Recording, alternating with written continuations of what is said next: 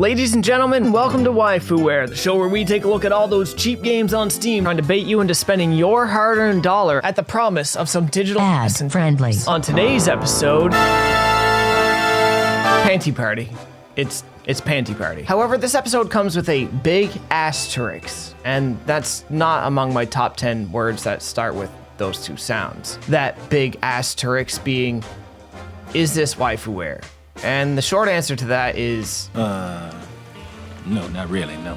It sort of qualifies on a technical level wherein the promotional imagery tied with the title implies there may in fact be some level of digital debauchery. But unless you fetishize panties, and specifically sentient disembodied floating panties, there's not much here for erotic content, despite the Steam tags indicating sexual content. And again, it sort of qualifies as sexual content, but only in the most boring, technical ways. At least the description for the game is quite upfront about this. Despite what I would call a lack of real sexual content or erotic content, we're going to be covering this game as part of my long dead Waifuware series anyway. In part because I should have covered this game years ago at the height of its popularity, but in another part because this game is actually part of a much broader topic I'd like to explore in a separate video on my second channel. And that video is going to be called This Is Not a Review of Panty Party. So let's get right down to the brass tacks of it all.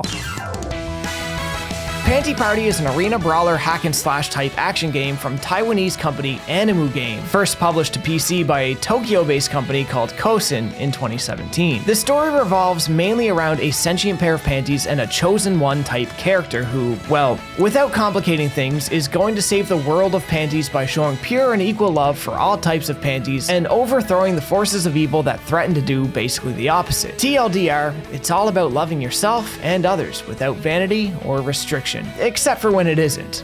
And when it's not, it's just hilarious, honestly, to watch the game and the characters completely abandon the cliche themes and messaging it was building all along. It's ridiculous and absurd.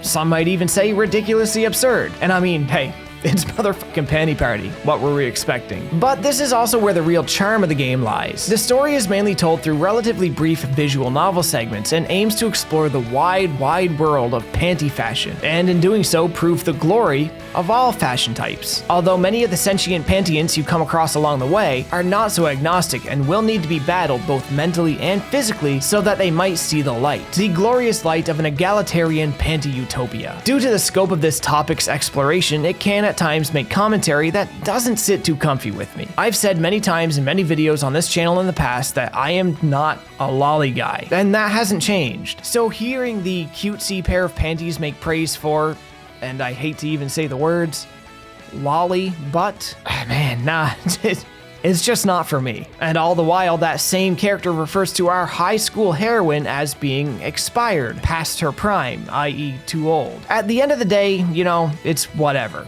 It's all in the name of creating comedy and pushing boundaries, and not every joke plays to the same audience. Most jokes in the game I found landed well, and I had quite a few laughs with it. And I'm enough of an adult to not get too hung up on this, and just move on and move away from these brief moments.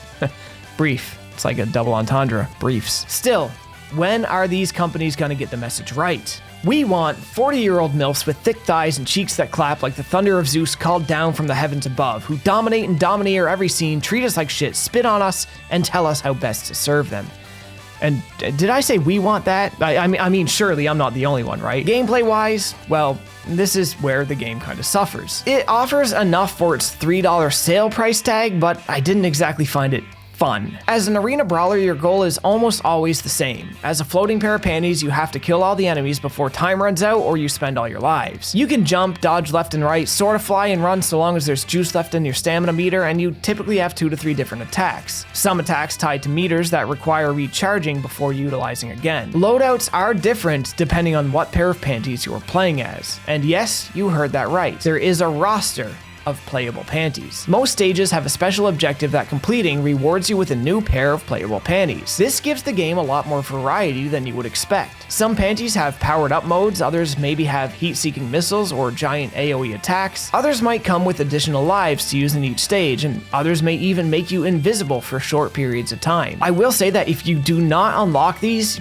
you'll find two things happening. One, the game gets boring fast, which of course it would, you're playing as vanilla panties the whole time. Or two, the game gets kind of difficult fast. Not like actually difficult, but harder than it's probably meant to be. Some bonus objectives are just not easy to pull off with the vanilla panties, so unlocking the other sets helps maintain a reasonable level of difficulty throughout the game. The game does have multiple difficulties, and the objectives do not recognize difficulty selection, so if you don't really feel like trying these stages again legitimately, you can just blitz them on easy mode for the unlocks. The main story takes a total of 2 hours to complete and makes for a lighthearted afternoon burner. It's fun watching the story spiral out of control and take you from your basic Japanese school ground setting to, of course, the moon, cause where else would you go with this? Then it's fun as you unlock progressively powerful panties and shit that completely defies all laws of fashion or reality, like these massively OP duck panties. There's an arcade mode packed on that takes about another 2 hours to fully complete, but I didn't get much out of this since it's mostly just more of the parts of the game I found rather lackluster. For as much as the variety keeps combat alive, the combat itself never rises to the level of being good. It could almost skate by if not for one frustrating design choice. When enemies are down, a shield forms around them and they become invulnerable for a duration of time, completely breaking your combos and the flow of combat. I get this was done because they had to do something, basically anything, to not make the combat brain dead, but I'd rather just spam the panties into the netherworld or underworld, whatever underwear joke you want to go with there, than keep having my flow broken. It honestly made me really dislike the combat. I did generally like the game's UI. As basic as it is, it just works. The 2D art is nice, it favors a less polished style, and there isn't a lot of it to be seen throughout the game, but it fulfills its purpose admirably. The music is goofy in a perfectly reasonable way, and the sound effects, well, they're all over the place. However, even the ones that should seem like they don't fit, they fit just due to the rather anachronistic feel of the whole experience. So overall, I wouldn't call Panty Party a good game, but it's pretty inoffensive at sale price. It's clear to see what they were trying to do with the combat, and I think they had a lot of good ideas, even if it came out a bit stiff in the end and had that one maddening enemy invulnerability thing going on. Story-wise, it's good it was only 2 hours really. Even at 2 hours, they were stretching the limits of good taste for this idea, but absurdity and good taste don't exactly belong in the same sentence, and I do appreciate some absurdist humor, which the game delivers in spades. It's really what made me feel like my time was not wasted playing the game despite the drawbacks of the arena combat. So how did this Waifuware, asterisk, game become culturally relevant enough to do what most games in this Waifuware series could not? Get a Wikipedia page. Well, it succeeded 100% in getting adopted as exactly what it was built to be, a meme. Oftentimes games built with this purpose ring hollow, and players are wise to recognize the vacuous nature of such a creation. But Panty Party released at the right time and with the right absurdist ideas, a lampooning of anime's biggest ecchi tropes as an ecchi trope itself. It done this well enough that it captured people's attention enough to get them talking, but more importantly, get them laughing. The PC release received unanimous praise on Steam, not quite due to the overall quality of the game, but due to Steam's whack rating systems and the game being embraced as exactly what it was intended to be. When the game re-released in 2019 for the Nintendo Switch, it received much poorer reviews, settling at only 48 out of 100 on Metacritic. This is due to a few factors, but I'd mainly point to the following. 1. Less critic reviews exist, and thus the aggregate is based on a less diverse casting of scores. This causes individual scores to have much greater pull on the finalized average. 2. The novelty of the meme had largely worn off. And 3.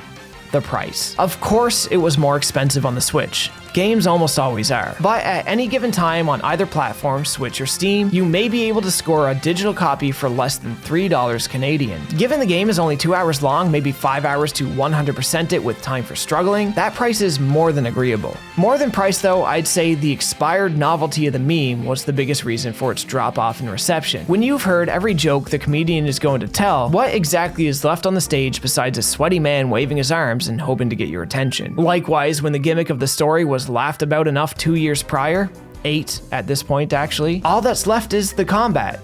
And the combat ain't doing too much. Still, if you never took the time to learn much about this game in the past and you're relatively green to its existence, it's worth the one play for one day of simple, deconstructive, absurdist entertainment. If you want to hear more about why I decided to cover this game now, of all times, check out my follow-up video, This Is Not a Review of Panty Party, on my second channel, Tarks Inverted. For now, like, comment, subscribe, and as always folks, thanks for watching.